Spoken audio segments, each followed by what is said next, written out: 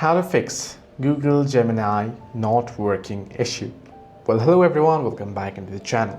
Now, if your Google Gemini is not working, what you want to do is you want to proceed to first head into your Play Store or App Store. If you're using the web browser or the app, update your web browser or the Google Gemini application to the latest version. So if you have updated your Gemini application to the latest version or there is no any update, you can force the update by reinstalling it. However, if you have reinstalled it multiple times and the issue is still not fixed, then it can be a server glitch or error, or it can be the app issue. To make sure it is not the app issue, you can head into your web and you can head into Gemini AI. So here type it in Gemini AI and head into the web and see if it is working fine.